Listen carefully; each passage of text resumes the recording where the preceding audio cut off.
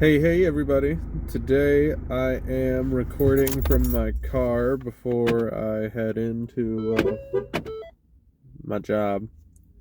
But yeah, welcome back to my book club, I guess.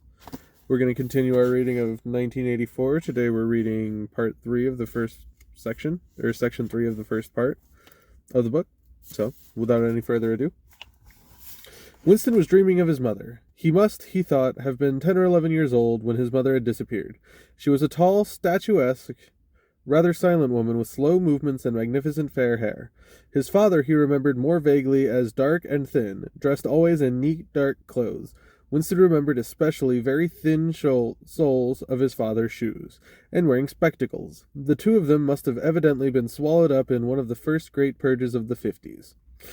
At this moment his mother was sitting in some place deep down beneath him, with his young sister in her arms. He did not remember his sister at all, except as a tiny, feeble baby, always silent, with large, watchful eyes.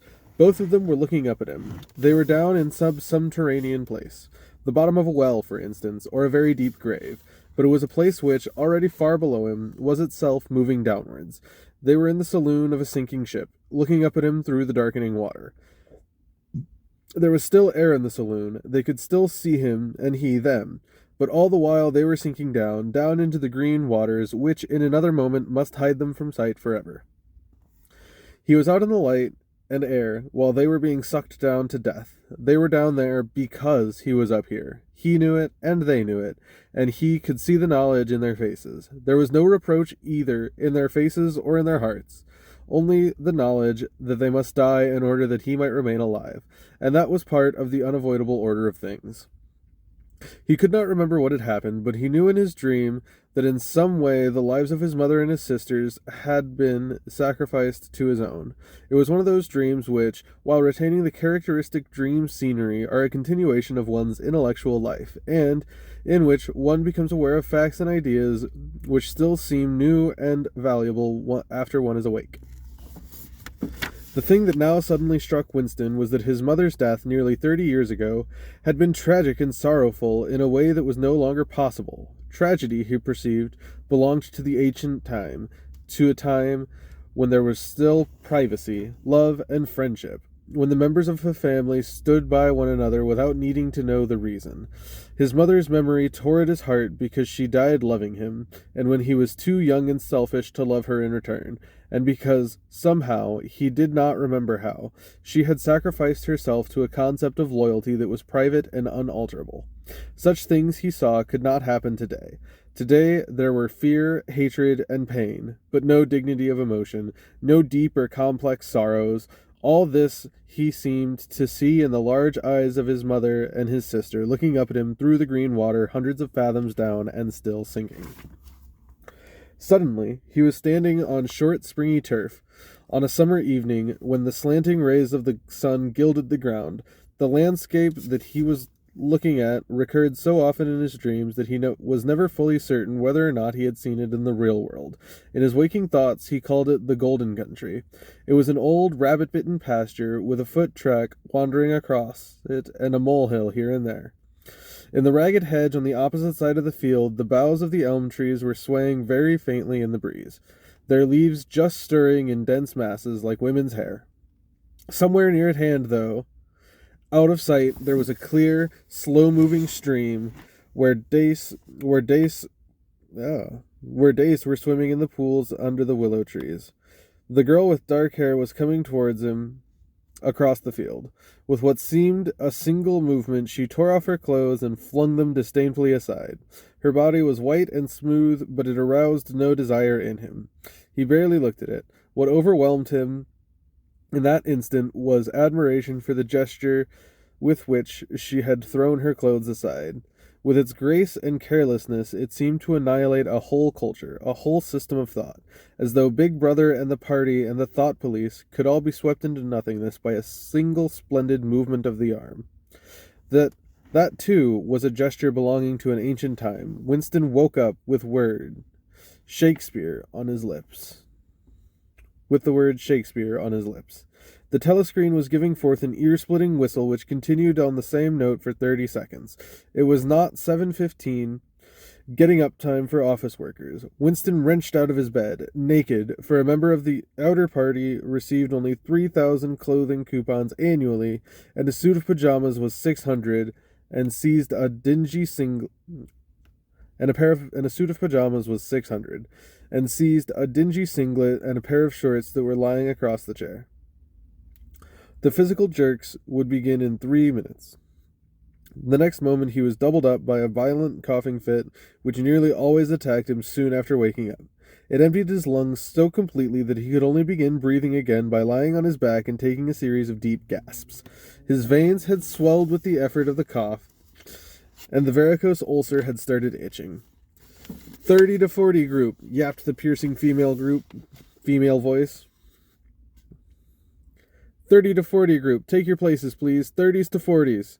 Winston sprang to attention in front of the telescreen, upon which the image of a youngish woman, scrawny but muscular, dressed in a tunic and gym shorts, had already appeared.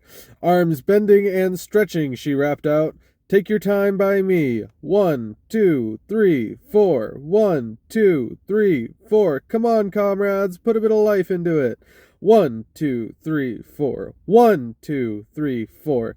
The pain of the coughing fit had not quite driven out of Winston's mind the impression made by his dream, and the rhythmic movements of the exercise restored it somewhat. As he mechanically shot his arms back and forth, wearing on his face the look of grim enjoyment which was considered proper during the physical jerks, he was struggling to think his way backward into the dim period of early childhood. It was extraordinarily difficult. Beyond the late 50s, everything had faded. When there were no external records that you could refer to, even the outline of your own life lost its sharpness. You remembered huge events which had quite probably not happened. You remembered the detail of incidents without being able to recapture their atmospheres. And there were long blank periods to which you could assign nothing. Everything had been different then. Even the names of countries and their shapes on the maps had been different. Airstrip 1, for instance, had not been called so in those days. It had been called England or Britain, though London, he felt fairly certain, had always been called London. Winston could not definitely remember a time when his country had not been at war, but it was evident that there had been a fairly long interval of peace during his childhood, because one of his early memories was of an air raid which appeared to take everyone by surprise. Perhaps it was the time when the atomic bomb fell on Colchester. He did not remember the raid itself, but he did remember his father's hand clutching his own as they were hurried down into some place deep in the earth.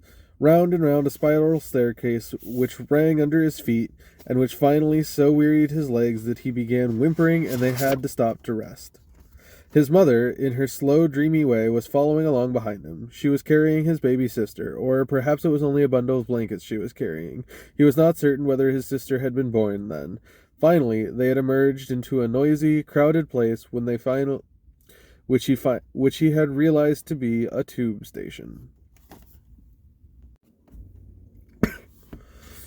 Sorry about that. I lost my place. I think we were here, though. Yep, finally they had emerged into a noisy, crowded place which he had realized to be a tube station. There were people sitting all over the stone-flagged floor, and other people, packed tightly together, were sitting on metal bunks, one above the other. Winston and his mother and father found themselves a place on the floor, and near them an old man and old woman were sitting side by side on a bunk. The old man had on a decent dark suit and a black cloth cap, pushed back from very white hair. His face was scarlet, his eyes were blue and full of tears. He reeked of gin. It seemed to breathe out of his skin in place of sweat, and one could have fancied that the tears welling from his eyes were pure gin. But, though slightly drunk, he was also suffering under some grief that was genuine and unbearable. In his childish way, Winston grasped that some terrible thing, something that was beyond forgiveness and could never be remedied, had just happened. It also seemed to him that he knew what it was. Someone whom the old man loved, a little granddaughter perhaps, had been killed. Every few minutes the old man kept repeating, "We didn't ought to have trusted him. I said so, Ma, didn't I? That's what come of trusting him.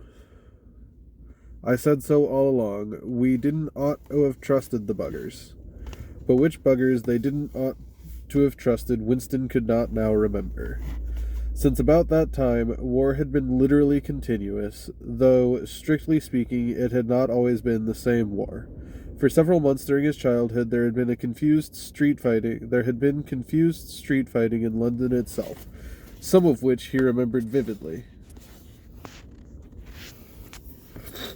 But to trace out the history of the whole period, to say who was fighting whom at any given moment, would have been utterly impossible, since no written record and no spoken word ever made mention of any other alignment than the existing one. At this moment, for example, in 1984, if it was 1984, Oceania was at war with Eurasia and in alliance with Eastasia. In no public or private utterance was it ever admitted that the three powers had at any time been grouped along different lines. Actually, as Winston well knew, it was only about 4 years since Oceania had been at war with Eastasia and in alliance with Eurasia. But that was merely a piece of furtive knowledge which he happened to possess because his memory was not satisfactorily under control. Officially, the change of partners had never happened. Oceania was at war with Eurasia, therefore Oceania had always been at war with Eurasia. The enemy of the moment always represented absolute evil, and it followed that any past or future agreement with him was impossible.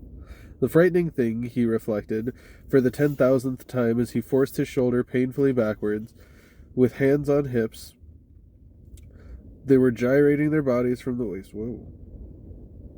An exercise that was supposed to be good for the back muscles.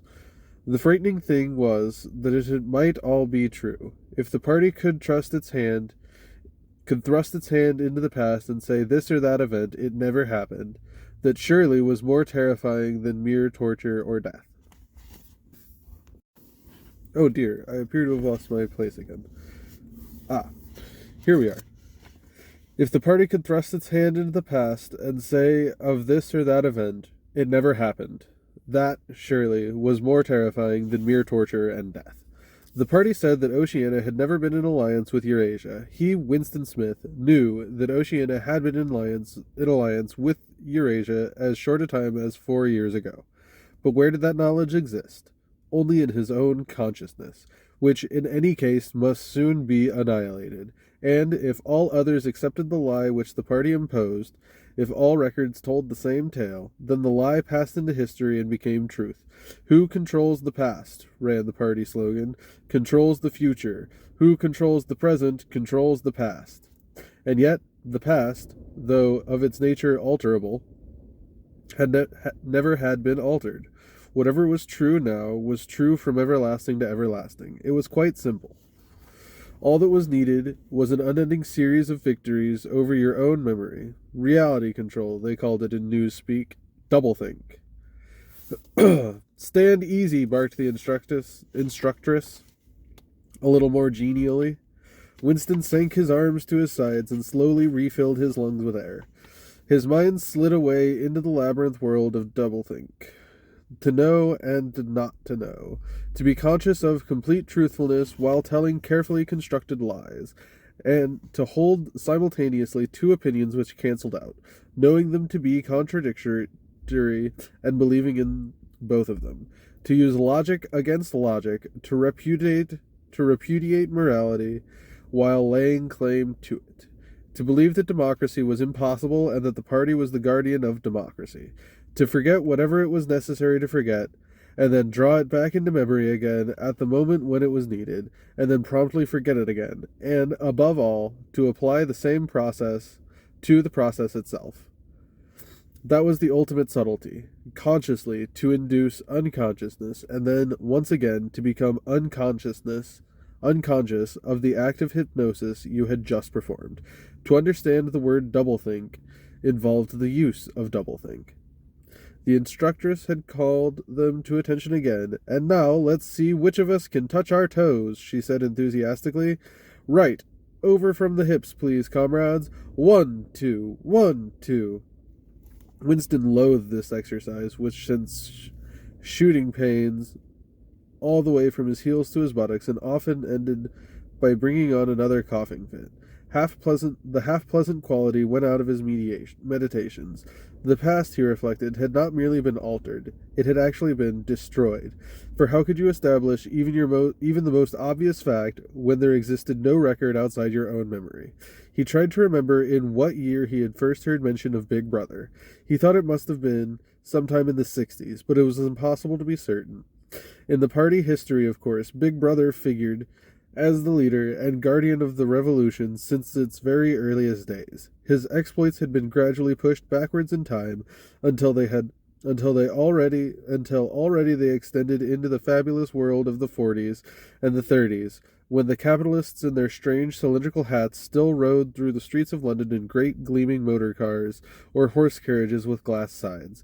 There was no knowing how much of this legend was true and how much was invented. Winston could not remember on what date the party itself had come into existence. He did not believe he had ever heard the word Ingsoc before 1960, but it was possible that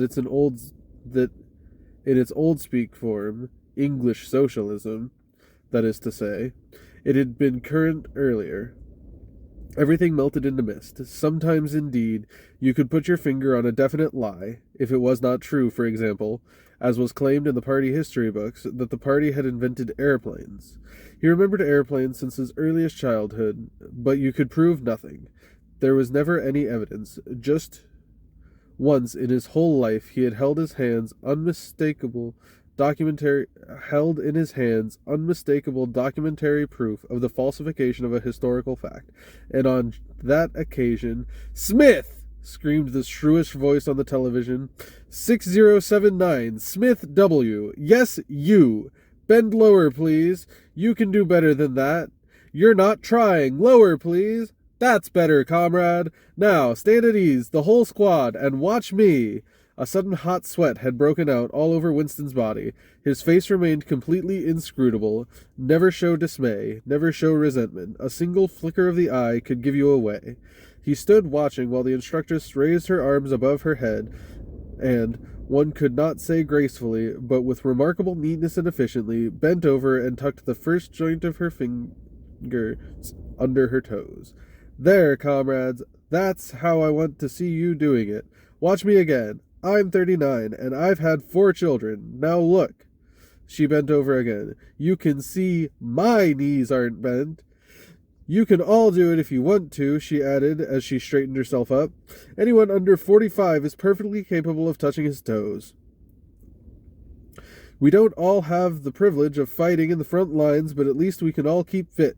Remember, our boys on the Malabar front, and the sailors in the floating fortress, and just think what they have to put up with. Now, try again. That's better, comrade. That's much better, she added encouragingly, as Winston, with a violent lunge, succeeded in touching his toes with knees unbent for the first time in several years. So, we see a lot of Winston's memory kind of coming out, and the way he thinks showing up a lot of this chapter. The frantic kind of back and forth way he thinks about the past is really kind of jarring to read. I thought that I had skipped a page, honestly, because for one moment he's remembering that Oceania was at war with Eurasia, not East Asia, or was at war with East Asia with Eurasia as allies, and now they're at war with Eurasia. So they're able to kind of rewrite the past by claiming complete control of the present. And it seems like they're really, really up to date about making sure they get out the right historical information, because it seems like everything that Winston is able to read from historical facts, a lot of it goes against what he remembers, and that's when the instructor notices that he's not kind of giving it all to his exercise.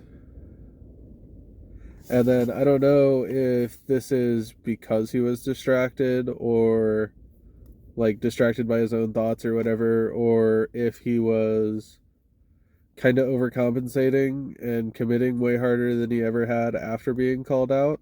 Because it does say he was like startled tremendously when his name specifically was called out. And then at the end of the chapter, it says he touches his toes for the first time in years. So it's very interesting to see.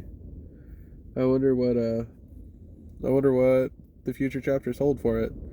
Um, it's really interesting to see how, how George Orwell is representing Winston's thought process here. I'm really interested to see if it's going to have that kind of seamless jumping back and forth quality later on. Anyway, I hope y'all have a great rest of your day. Stay safe out there.